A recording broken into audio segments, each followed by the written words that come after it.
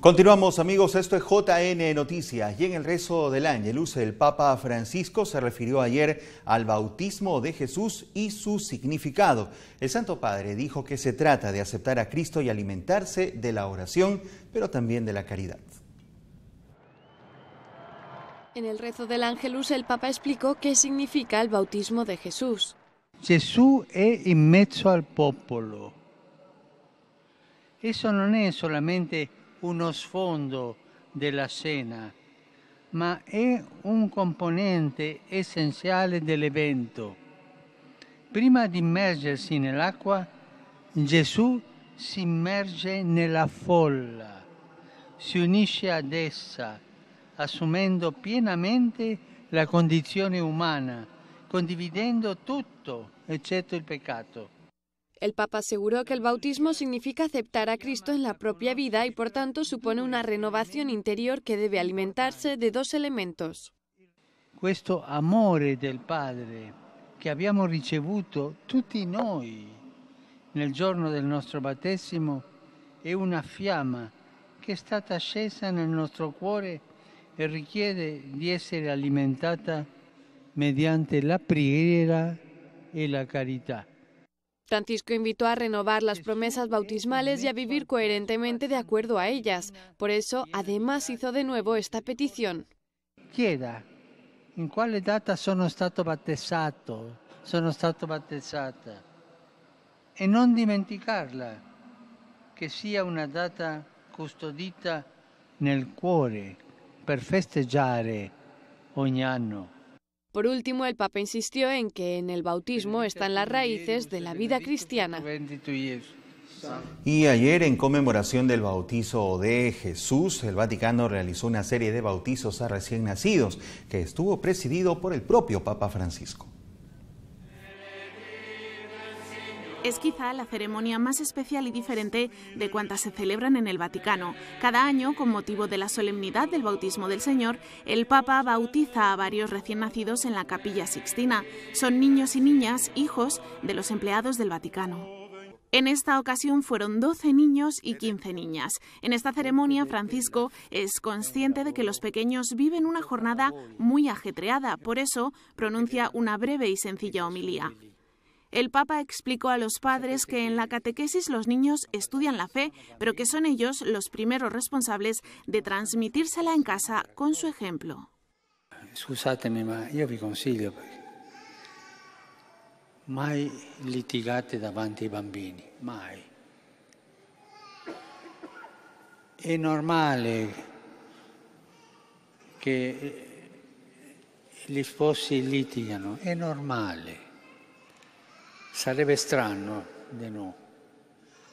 Fatelo, ma che loro non sentano, che loro non vedano. Voi non sapete l'angoscia che riceve un bambino quando vede litigare i genitori. Los primeros lloros ya empezaban a propagarse por la Capilla Sixtina, por lo que el Papa quiso tranquilizar a los padres y a las madres. Io vi dico che siano comodi, state attenti di non coprirle troppo e se piangono per fame, allateli.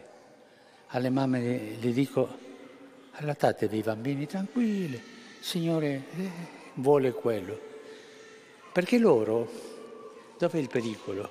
Che anche hanno una vocazione polifonica e incomincia a piangere uno e l'altro le fa il contrappunto e l'altro, e poi questo è un coro di pianto. Y tras la homilía llegó el esperado momento. Algunos niños recibieron las aguas bautismales casi dormidos. Lucas, io te battezzo nel nome del Padre, del Figlio. Como el Papa se temía, minutos después, el canto polifónico era casi lo único que se escuchaba, pero es comprensible. En cualquier caso, en un día como hoy, un poco más de alboroto durante la misa está más que permitido. Y esta mañana el Papa Francisco recibió al Comité Permanente de los Obispos de Chile, que explicaron al Santo Padre lo sucedido en el país sudamericano tras los escándalos por abusos a menores de edad. El Papa se ha reunido con el Comité Permanente de los Obispos de Chile. Allí la Iglesia atraviesa un delicado momento por no haber afrontado bien los casos de abusos.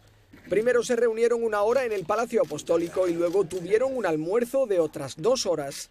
Fue, yo diría, un encuentro muy interesante, con una gran colaboración del Santo Padre. Nos hizo una serie de sugerencias, comentarios, y con esto nosotros queríamos también reafirmar nuestro compromiso de comunión, de participación y de colaboración con la misión del Santo Padre.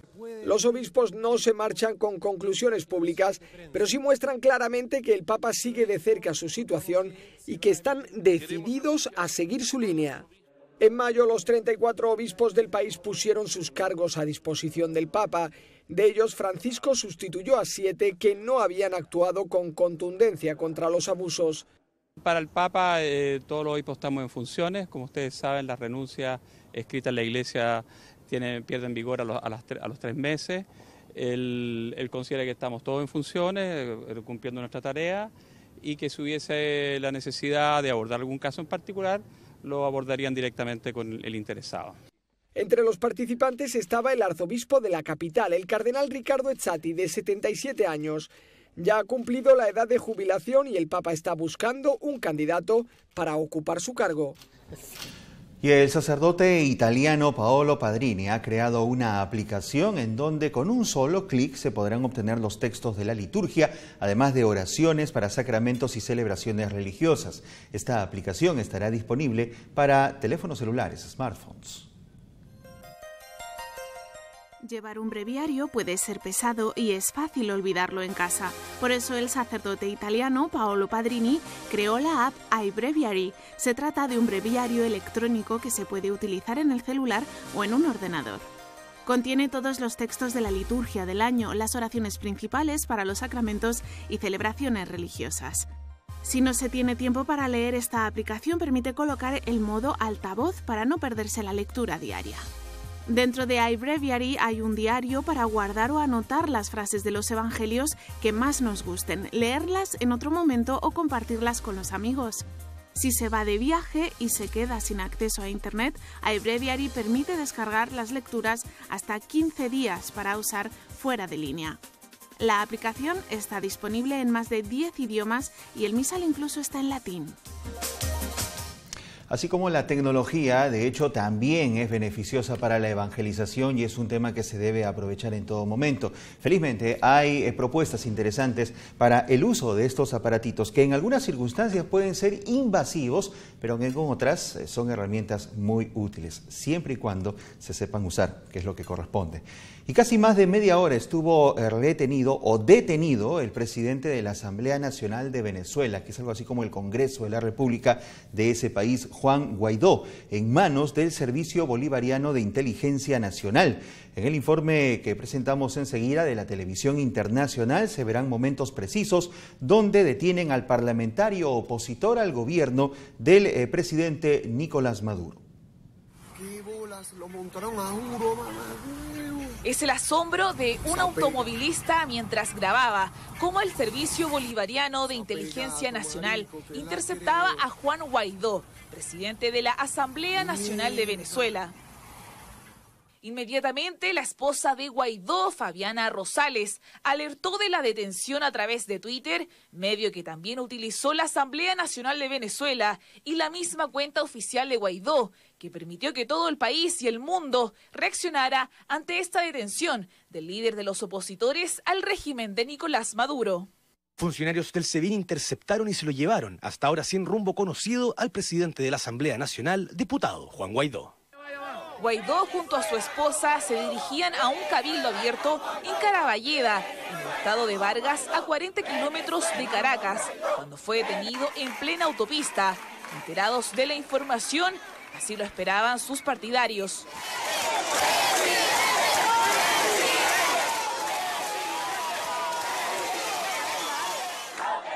Como ustedes ya vieron, como el mundo lo vio,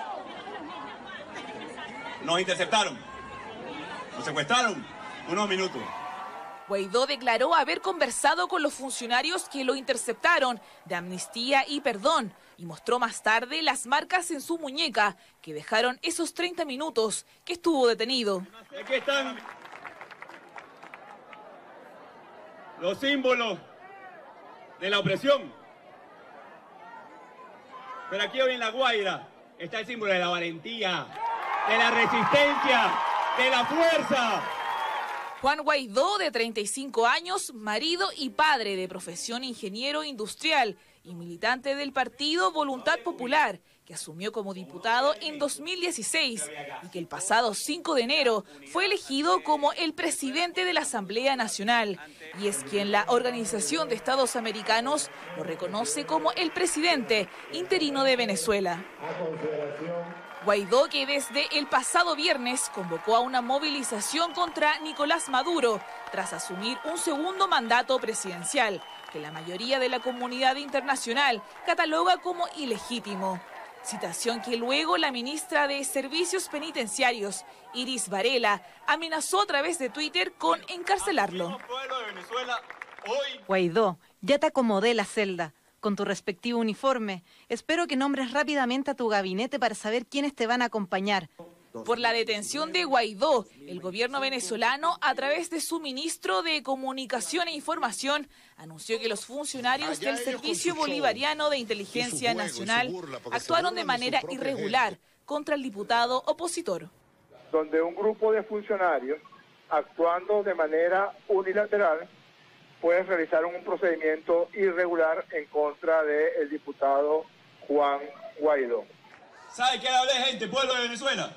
Les hablé de amnistía, les hablé de perdón, les hablé de reconciliación, les hablé del futuro y de la paz que queremos para nuestro país, a esos funcionarios. Y aquí estoy.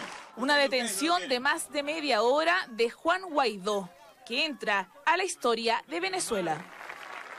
El exastro del fútbol internacional Diego Armando Maradona abandonó el domingo la clínica de Buenos Aires, donde estaba internado tras ser sometido el sábado a una cirugía abdominal por un aparente sangrado. Veamos. El exfutbolista argentino Diego Armando Maradona abandonó el domingo la clínica de Buenos Aires, donde estaba internado, tras haber sido sometido a una cirugía abdominal. Su abogado, Matías Morla, informó en Twitter que el exastro fue dado de alta y llevado a su casa para seguir con la recuperación. Maradona fue operado el sábado por la noche luego de serle detectado un sangrado estomacal durante un control de rutina el pasado 4 de enero, cuando estuvo hospitalizado por unas horas. La cirugía estaba programada y aunque no hubo parte oficial, la prensa local indicó que durante la intervención se le reparó una eventración abdominal, producto de una laparoscopía a la que había sido sometido tiempo atrás. Maradona, de 58 años, es esperado en México para reintegrarse a su tarea como entrenador del Club Dorados de Sinaloa, tras renovar su contrato recientemente. Tenemos ahora el mensaje que el Papa Francisco ha dejado a todos en su cuenta en Twitter y es el siguiente.